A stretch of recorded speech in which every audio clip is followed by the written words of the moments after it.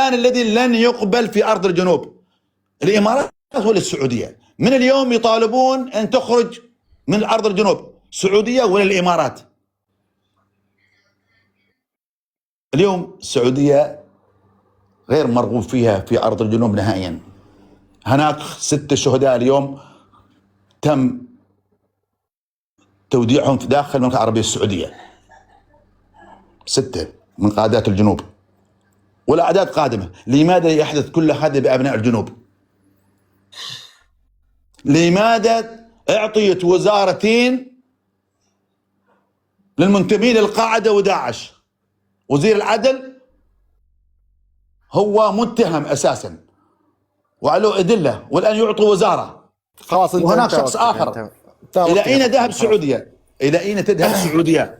طيب انتهى وقتك الحين، يلا انت تتكلم، خلي لما على الصفر. سؤالنا اللي سألناك يا الفخامة ما رديت عليه يا اخوي، انت تهرب. حنا قلنا لماذا انطردت الامارات من اليمن؟ كلام واضح خلاص، انا ما اقدر ارد عليك. رد علي اول حاجه عشان ارد عليك اول حاجه. تفضل يا دي، تفضل يا حبيبي. فهد،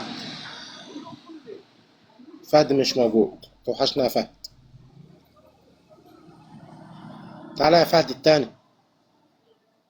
كبر صوت.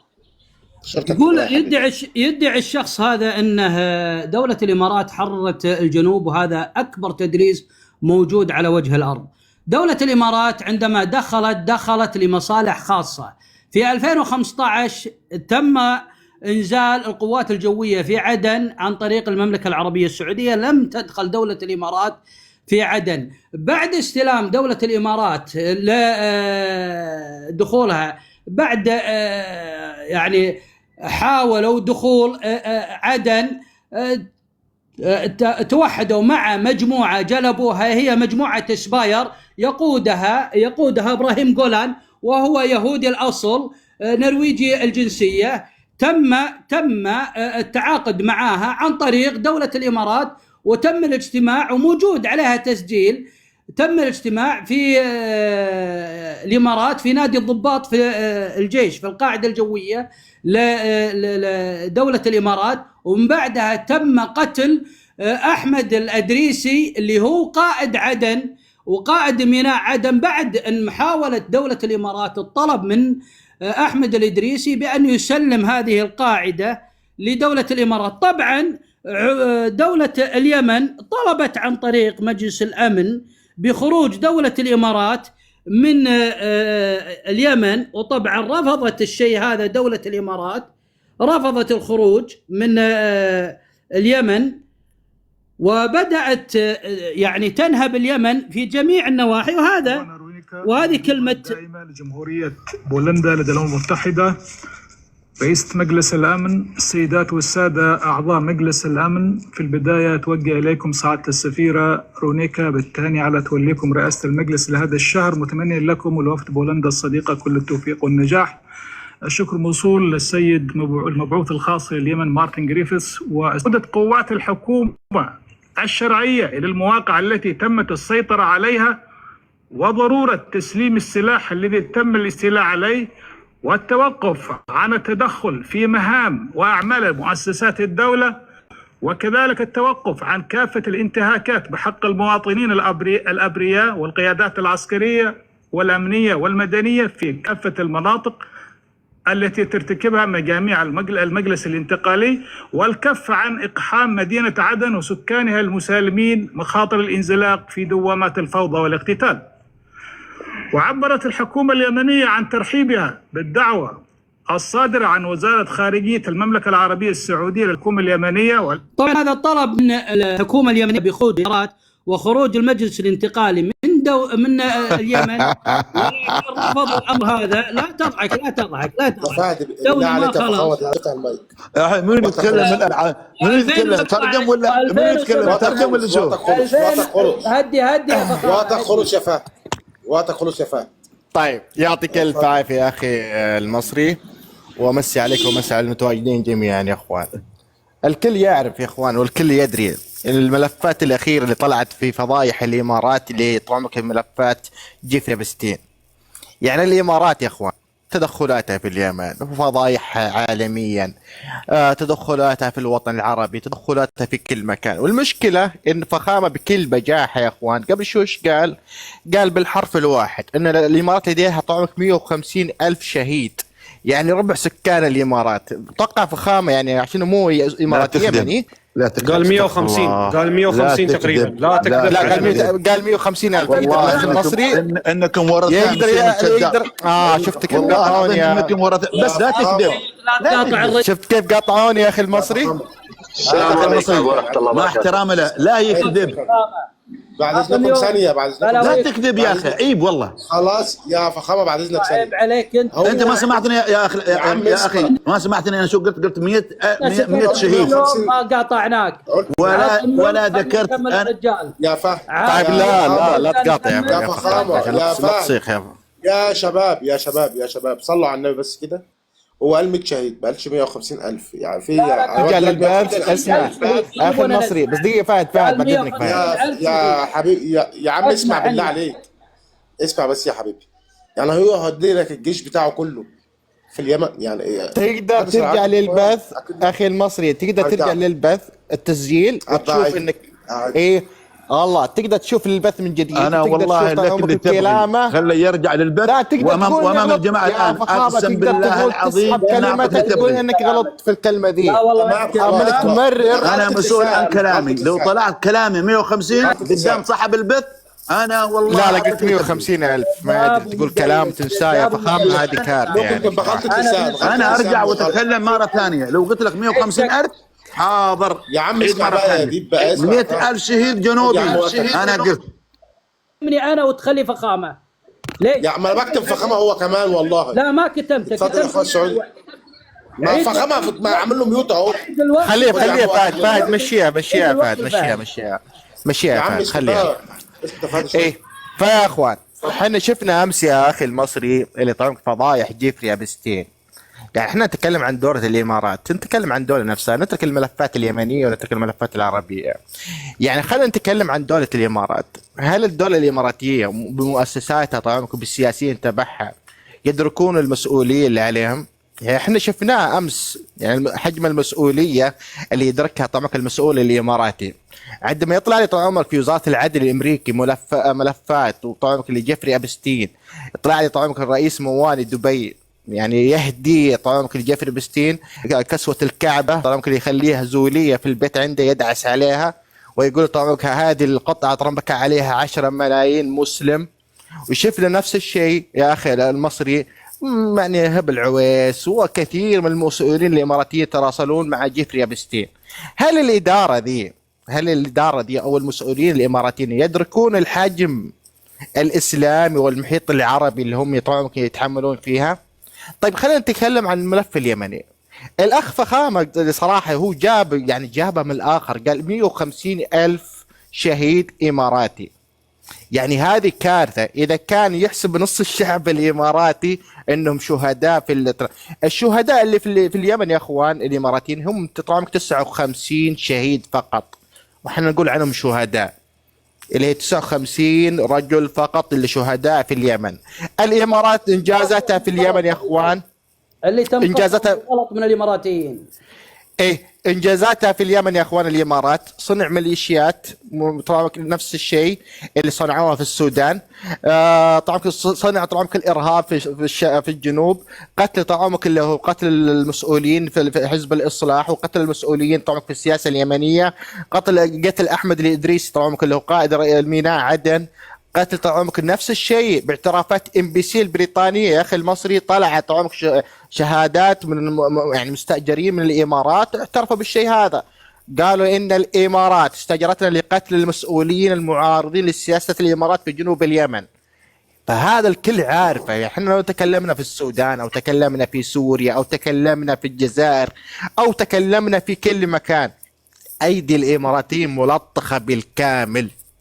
الامارات يا اخوان بكل اختصار اصبح منبوذ في الوطن العربي، اصبح منبوذ عند الجزائري وعند المصري عند معلش عند السوداني عند طعامك اليمني عند جميع. قلت معلش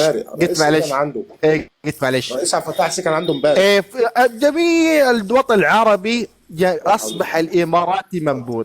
يعني انت لو تلاحظ يا اخي المصري يطلع اليمني ضد الاماراتي، يطلع الجزائري ضد الاماراتي، يطلع السوري ضد الاماراتي، يطلع السعودي ضد الاماراتي، كل شيء ضد الاماراتي. فالاماراتي اصبحت منبوذ. يا فريش يا اخي عيب عليك يا اخي، ليها ساعه يا اخي، يا اخي عيب عليك. صلي على النبي. اروح اليمن امون عليك. وقتي. السلام عليكم، مساكم الله بالخير جميعا. عليكم السلام يا اخوي. اتمنى ما حد يقاطعني، انا بتكلم كلمتين. ممكن تفتحي المايك لفخامه، عندي سؤال له ويرد عليه واكمل استرسالي. ممكن؟ اتفضل يا فخامه. لو عاوز تفتح المايك تتكلم عليه ماشي، ما عنديش مشكله. فخامه افتح مايكك اللي 150,000 شهيد، افتح مايكك يا فخامه بعد اذنك. انت اكيد مش فاضي، اكيد بيعمل حاجه. ابغى يذكر لي هو قال ايش اسمه اول شهيد اماراتي في اليمن؟ قال سالم خميس صح؟ مش فاكر بالضبط والله. ايوه تفضل. ايوه شو تبغي بالضبط يعني؟ انت قلت لي اول واحد سالم خميس هو شو رايك؟ سالم سهيل الخميس، شو رايك؟ طيب شو رايك يعني؟ طيب سالم سهيل خميس الدهماني في 2015. دقيقة خلينا نخلص كلام. قفل، انا قلت لك بس هو قال سالم قفل يا صاحب البث لو سمحت. صاحب البث وقتي. هو قال سالم خميس اول شهيد في اليمن. طبعا سالم خميس الدهماني 1951 خلينا خلص كلام لو سمحت. صاحب البث خليك يا اخي ليش تكذبون يا صاحب البث؟ انا والله يا اخي ما اعرف التعامل معهم هذول. خليك اكمل. ادل الوقت يا محمود. يا صاحب البث خلاص خليه يكمل. لا اسمح لي. صاحب البث لو سمحت خليك نص. لا مو على كيفك يعني تستكذب علي. انا على كيفك استريح. يا صاحب البث لو سمحت استريح. لحظه اقسم بالله ما خليك تمشيها والله يا حبيبي. لحظه لو صاحب البث لو سمحت لا تكتمني. انا انت بتتكلم على شهداء، انت بتتكلم على الشهداء، من حقه هو يرد. طيب اوكي انا ما اقدرش اقول له اسكت. صلي على النبي يا صاحب البث. انا ايش قلت لك انا ما اقدرش اقول له اسكت وهو عنده شهيد. دقيقه صلي على النبي. انا شوف انا ما بسقط على الشهداء. انا قلت لك فك لي المايك بساله سؤال، من هو اول شهيد واكمل اسمه كلامي. البث وقت اللي يروح قال لي سالم خميس. انت طلبت منه. ايوه انا طلبت منه، قلت له من هو اول شهيد وقلت له يقفل عشان اكمل الرساله. يبغى الاسم بس هو يبغى الاسم. وقتي يا صاحب البث عيد له الوقت وقته وقاعد يقاطعون. احنا سكتنا من اليوم وهم كانوا يتكلمون. عيد له الوقت. دخل انكم تكذبون يا ريال. طيب يا جماعه وقتي يا والله مصيبتكم كلها وقتي يا صاحبي. يعني انا احترمك واقدرك وانت حقاني. بس هد عط ميوت وخلي يا رجل عيب والله عيب. صاحب البث انا احترمك وانت عطني وقت اتكلم. لا ممكن ميوت. معلش يا فخامه ثانيه يا فخامه بعد اذنك يا فخامه. خليه يتكلم. هدي اتفضل. زاد فضلك. اولا كل شيء انا قلت له ممكن اتداخل مع فخامه، بساله سؤال عشان ما اكون انا ظلمته. والشهداء والاموات لهم احترامهم اللي هم منا للدعاء، واسال الله ان ربي يرحمهم. هو قال سالم خميس اول شهيد اماراتي في اليمن. طبعا سالم سهيل خميس الدهماني 1951 30 نوفمبر 1971 اول شهيد في تاريخ دوله الامارات العربيه المتحده. استشهد برتبه شرطي اثناء تصدي ببساله من زملائه لجهات القوات الايرانيه خلينا خلص كلامي على جزيره طنبا الكبرى التابعه للامارات راس الخيمه. هذا اول شهيد في الامارات. لا حول ولا قوه الا بالله العلي العظيم. شوف يقاطعني. انا لله وانا اليه راجعون. لا محمد رسول الله. اجي لك وقت ندري انه صادق وكذاب. ندري انك كذاب. خلاص هدي يلا هدي زين. حطه في اليمن وطلع شهيد. ايوه طلع في الطنبه الكبرى. طيب ليش تحطه في اليمن؟ ليش تحط شهيد في اليمن يا فخامه؟ يا اخي عيب عليك عيب. اخجل شويه. مات من الخرف. خلي فيكم خجل شويه وحياه والله. خايف يعني مات. هدي خلينا نخلص كلام صاحب البث. انا ما قاطعت. اهانه تهين نفسكم والله. عط ميوت والله انك تهين نفسك قسما بالله العظيم. يا اخي ادخل يا اخي. صاحب البث انا احترمك. تعلم يا جماعه تعلموا. انا كنت احترمكم. احترمينكم من عليك ثانيه يا فخامه. بالله عليك ثانيه يا فخامه. اسمع بس الاخر بالله عليك. اتفضل. عندي دقيقه كمان. بالله عليكم ما حدش شاطر حد يا شباب. اتفضل. زاد فضلك. اعطي 10 دقائق. لا ما اعطي 10 دقائق. هي 10 دقائق. طيب اتكلم ولا اسكت؟ يا فخامه شفت كيف يا محمود يحاول يقطع وقته. شفت كيف؟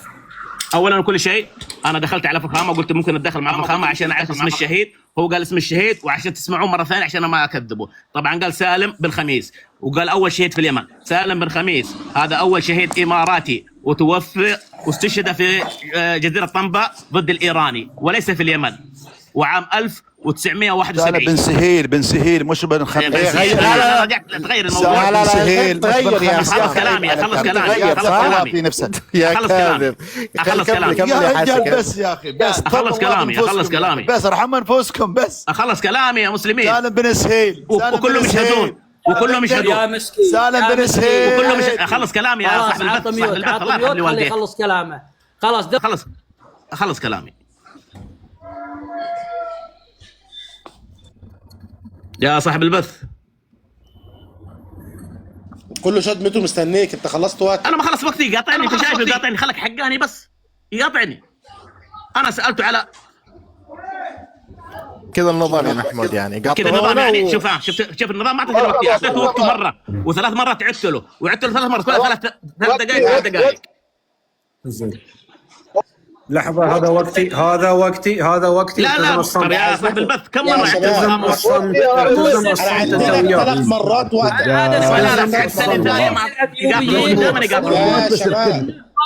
لا سبحان الله. ليش الاماراتيين يدعمون سد النهضة ضد مصر؟ يلا جاوبني يا اماراتي، يلا جاوبني هالحين. لحد الان من يوم ما تكلمت انا ودخلت معاه في الحوار ما حد جاوبني. سد النهضة يا فخامة قسما بالله العظيم سألتك. شوف انت تكلمت يا فخامة. شوف دقيقة فهد، انا دخلت في البث وانت تكلمت بالاسم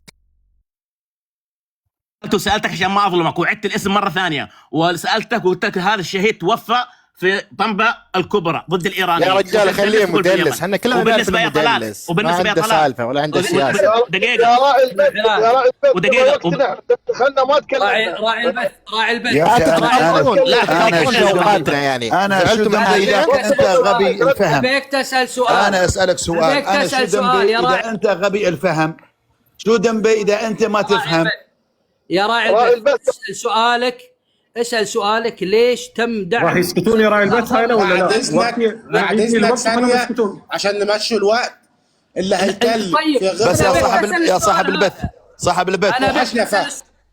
وحشنا فهد يا فخامة. لو فتحت المايك بعد اذنك اسالك سؤال صاحب البث. انا شو ذنبي اذا واحد غبي ما يفهم؟ نزل فخامة يا محمود. سكت فخامة سكت. المهم ما سكت. لا خليه ينزل. اطلع فهد تاني بس ما يقطعش. يا محمود اسكت يا يزيد اسكت ولا انت بعد دواك انك تنزل. فهد طلع يعني طلع لي فهد. اي برافو عليك. عشان ما نبغي عشان متساويين. خلاص يا عم الله يبوس دماغ ابوك. اسمع بقى تنزلني انا يا عم. اسمع بالله عليك بقى، بالله عليك ثانية يا جماعة. اللي هيقطع هينزل بعد اذنكم. اللي هيقطع هينزل. زين ينزل. قاطعوا قبل شوي يا عم. اسمع يا اخي ابوس دماغ ابوك. خلاص يا فهد خليه يتكلم وما هي مشكلة. خليه يتكلم فهد، ما هي مشكلة. خليه يتكلم فهد خليه يتكلم. حلف في الدور خليه. عطى حقه. خليه يتكلم، ما هي مشكلة. السعودي عطى حقه. خلاص خليكم مشاهدين. خلاص عطوا ما هي مشكلة. خلوا يتكلم. المشرف تفضل. معلش يا فهد. فريش اتفضل. ما تسمعني قدام فضلك. الباب بتاعه هينزل. هذا وقتي انا ومن حقي انا وانا اتنازل بالحق هذا للاخ فخامه. عطى وقتي ووقته، خليه يسرد على راحته ويتكلم. يبغي يحاورهم يبغي يحاورهم، يبغي يتكلم بعدين بيض الله وجهك. خلاص نزلت عن وقتك. خلاص نزلت عن وقتك. فهم اتكلم. ما تتكلم الله يخليك. ما تتكلم يا مسلم الكذاب. ما تتكلم يا فريش. لا تشغل الوقت ولا لما ما تتكلم يا مسلم الكذاب. الى متى تعيشون بهالحاله هذه الهستيريا؟ لحظه لا الرجال يتهمني. ما حدش قاطع الراجل. اعطني وقت صاحبي. شوف معطيه 5 دقائق. يا فخامه. اعطيني 5 دقائق. اعطينا نفسه. ما يصير يا صاحب البث، ما يصير. مو كلام. واخد وقتين، واخد 6 دقائق. لا ما له حق. لا ما يتنازل عن وقته. تعطيه نفس وقت. هو حر يا حبيبي. يا اخي صاحبك قبل. انا بنزل يا فهد. انزل يا خلاص صاحب البث تنازل عن وقته تعطيه 3 دقائق. يا جماعه تنازل عن وقته تعطيه دقائق حقه. هو تنازل. حسن انزل الله يرحم والدينك. انزل يا حسن. يلا كله انزلوا يا مسلم الكذاب. انزل انزل يا ورثه مسلم الكذاب، خلهم ينزلون تحت، ينزلون تحت انزل يا مسلم الكذاب. ايش طول حياتكم بعد اذنكم يا شباب، ما حدش يفتح المايك بتاعه. ابشر اتفضل يا ابشر فخامه، عايز لك الوقت بتاعك من تاني. كيف خافوا؟ عايز لك الوقت بتاعك من تاني بعد اذنكم يا شباب. ما حدش يفتح المايك بتاعه، اللي يفتح المايك بتاعه ينزل. اتفضل يا فخامه الوقت بتاعك. يا عزيزي ارجوك، ثم الرجاء وثم الرجاء ثم الرجاء. شوف كل الاسئله اللي انا طرحتها، شوف وين راحوا في موضوع اللي انا طرحته. وبامكانك انت اليوم تملك اليوم، تملك اليوم انت تليفون، بامكانك انت تقرا، بامكانك تدخل واكتب شهيد الاماراتي في الحد الجنوبي، بيطلع لك الاسم. شو دخل موضوع طم الكبرى الاسم؟ هذا اسمه غير، وهذا جندي شرطي اول، وانا قلت عسكري. يعني حتى في كلام ما قلت انا شرطي، وانما قلت عسكري. في فرق ما بين عسكري وفي فرق ما بين جندي مقاتل. يعني انت شوف الى وين وصلوا، حتى انهم ما عندهم يعني شجاعه انهم يتحدثون بشيء يعني موثق او حاجه الكل يا اخي يصدقه. الى متى يعيشون بهالحاله هذه الهستيريا هذه؟ يا اخي مصيبه كبيره هالعالم هذه والله العظيم. شوف لو انه وصل الان هذا المتحدث شرطي اول في طم الكبرى، هذا قابل اتحاد الامارات، ونحن نتحدث عن شهداء اللي حصل في الاحداث اليمن. وطلب مننا نروح اليمني هذا اللي تتكلم عنه، قال اتحدى وبصوت عالي، اتحدى ان تجيبوا لي شهيد واحد مات على حدود السعوديه. طلعت له انا قلت له فلان بن فلان، هذا موجود بالاسم ورقيب اول. ما قلت شرطي، قلت رقيب اول. وين سمعتني؟ قلت رقيب اول. في فرق ما بين رقيب اول وفي فرق ما بين شرطي اول. النطق لما انا نطقت قلت رقيب اول، لو قال مات هناك رقيب اول بعد نمشي لي اياها، هذا شرطي وهذا عسكري. يعني يوريك يا اخي العزيز، والله العالم هذا تعيش فيه كذا.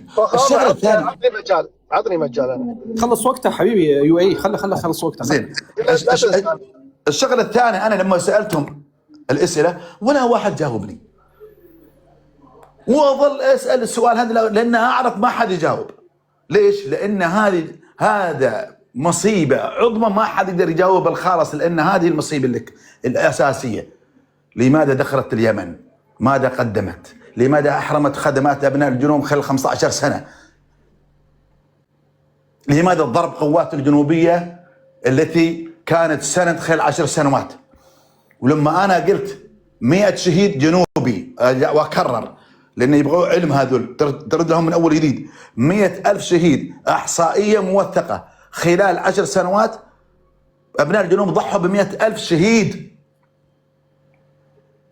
وفي النهايه يغدر بهم ويقتل 450 من غير مفقود ومن غير اللي طبعا تحت صحراء حضرموت، وامس 45 اللي قتل في حضرموت. هذه الاسئله يجب ان تطرح اذا عندهم يتكلمون بالمنطق. من تسبب فيه؟ من هو السبب؟ ولماذا يفعلون بهذه الطريقه؟ اين ذهبت ثروات اليمن؟ ولماذا تسلب؟ من له عنده الحقيه؟ هل له الحق السعودي اليوم ان تؤخذ هذا؟ هل له الحق السعودي اليوم ان تقتل ابناء الجنوب؟ هل له الحق اليوم ان تتابع وتقتل الابرياء في ضالع واليافع وردفان؟